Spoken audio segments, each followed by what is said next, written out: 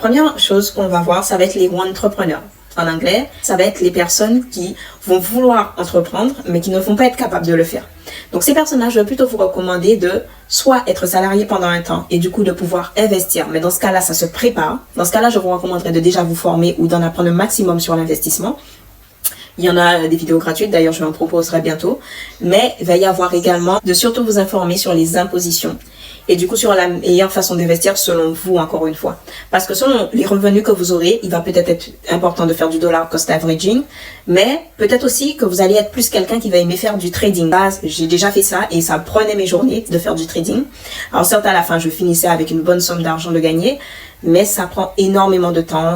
Voilà. Si vous êtes quelqu'un qui n'a pas forcément ce temps à accorder à une activité, je ne vous recommande pas forcément le trading, mais plutôt du dollar cost averaging. Et dans ce cas-là, il va y avoir un certain montant à avoir. Ensuite, il va y avoir les side hustlers. Ça va être plutôt les personnes qui aiment avoir ce qu'on appelle des side hustles, avoir des revenus à côté. C'est très très intéressant. Ça également, je l'ai déjà fait, tout au même titre que le trading. J'ai déjà fait du side hustle, mais plus pour du parrainage, par exemple. Ça va être du parrainage, de l'affiliation, tout ça. Si par exemple, vous trouvez une marque qui veut pouvoir que vous fassiez la promotion de son produit jusqu'à l'achat, vous allez faire la promotion du produit de la marque en collaboration avec elle, en quelque sorte. Et du coup, bien sûr, il va y avoir différents noms selon le truc, affiliation, parrainage, collaboration. Mais en gros, ce sera une marque pour laquelle vous ferez la publicité. Et dès que le produit sera soit acheté, consommé de la manière que la marque l'aura demandé, vous recevrez un pourcentage ou une somme selon l'accord que vous aurez avec la marque. C'est très très intéressant, je l'ai déjà fait, je le fais déjà depuis 3 ans. C'est quelque chose que je fais encore continuellement, qui est très intéressant. Mais du coup, ça va être si vous savez vendre, pour le coup. Puisque moi, au tout début, je savais que je ne savais pas forcément trop mettre en valeur une autre marque et tout. C'était plutôt ma marque. Et du coup, au début, je ne l'ai pas fait. C'est petit à petit, après avoir cumulé, dès que j'avais testé quelque chose, je voyais les avantages et les inconvénients, puisque c'est ça au fond. Juste être capable de montrer les avantages et les inconvénients d'une marque et surtout être sincère. Ça ne sert à rien de vendre aux gens, voilà, tel produit qui est miraculeux ou tel truc qui est miraculeux et au final, vous n'avez pas testé ou ce n'est pas bon parce que vous perdrez la confiance et ça, ce n'est pas une bonne chose. Pour les personnes qui avant ont créé une entreprise, mais qui y ont renoncé parce que voilà, vous avez vu les difficultés, l'imposition et tout. Donc généralement, on vous appelle en anglais des corporate renegades. Ça va être des personnes qui ont renié l'entrepreneuriat. Sachez que vous avez une mauvaise expérience par le passé, mais une expérience, donc l'échec peut vous mener à avoir plus connu. Si vous prenez les mauvaises choses que vous avez connues à l'époque et que vous ne les faites pas, mais que vous reproduisez les bonnes choses que vous avez faites en apprenant plus et tout, croyez-moi que l'expérience fera que vous allez vous améliorer avec le temps. Vous inquiétez pas, ne reniez pas complètement l'entrepreneuriat. C'est peut-être, en effet, si vous savez que ce n'est vraiment pas fait pour vous dans votre caractère, alors là, ok, mais ça ne veut pas dire que l'entrepreneuriat est quelque chose de mauvais. Vous pourriez également vous mettre dans l'investissement ou avoir votre emploi, un side hustle. Vraiment, le but va être de pouvoir réunir de l'argent en continu, donc d'avoir un certain cash flow. Ensuite, on va avoir tout ce qui est solopreneur. Les solopreneurs, ça va être les indépendants généralement, les personnes qui entreprennent une activité d'entreprise, mais qui du coup, soit ça va être de l'artisanat, donc tout ce qui va être création, bijoux, trucs en bois, trucs en résine, des livres, voilà, ça va être vraiment tout ce qui va être créatif de vos mains. Là, dans ce cas-là, ou peintre, ou peu importe, artiste, bref, ça va être tout ce que vous pouvez créer par vous-même. Donc, les solopreneurs, là, donc, il va y avoir également les infopreneurs. Également, donc, ça va être les personnes qui, comme moi, délivrent des informations ou des formations sur les réseaux sociaux. Ensuite, on va avoir tout ce qui est entrepreneur de style de vie. Donc, ça va être les personnes qui vont voyager, qui vont filmer leur voyage. Donc, des vlogueurs, généralement.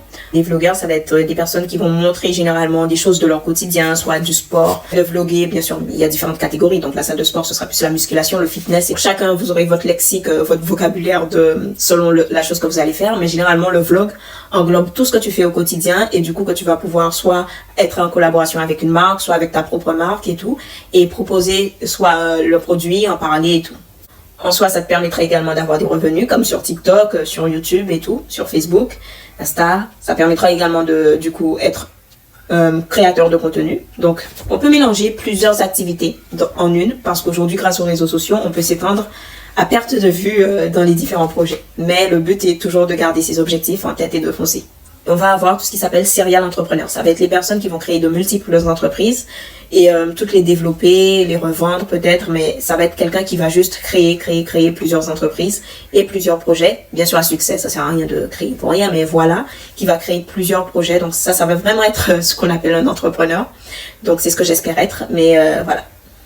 Ensuite, on va avoir les entrepreneurs spécifiques dans l'immobilier. Donc, ça va être toutes les personnes qui vont, par exemple, acheter des appartements, les revendre, les négocier. Ça va vraiment être comme comment on appelle ça? Des marketeurs immobiliers, là. J'ai oublié le nom, désolé, mais ça va vraiment être dans cette catégorie. Aussi, les personnes qui vont monter des hôtels, tout ce qui va être hébergement, tout ça, c'est vraiment le top. Ou les personnes qui vont être rentières immobilières, ça va être les personnes qui vont avoir un immeuble et avoir des revenus de leur rente, de leur location en fait. Donc qui vont garder à long terme l'immobilier et voilà. Encore une fois, tout va être une question de caractère, tout simplement parce que il y a bien des personnes qui réussissent dans chacun des domaines, mais il y a des personnes qui échouent également parce que ce n'est peut-être pas au début un domaine qui est adapté à elles.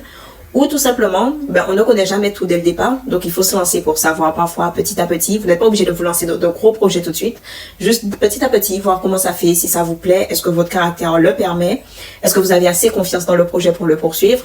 Et si vraiment, ça sert à rien de lancer, même par exemple, comme moi j'ai lancé ma société, pour moi c'était 10 € de capital, à coup sûr, je refusais d'emprunter pour commencer, parce que tout simplement je voulais voir comment développer l'entreprise par moi-même petit à petit. J'étais prête à ne pas vendre au début, pour être sûr que quand je vendrai, je vende la quantité qu'il faut, qu'il y ait assez de chaque chose et compagnie. Il n'y a rien de pire qu'en fait de décevoir un client. Je vous parle pas des haters, mais des clients vraiment.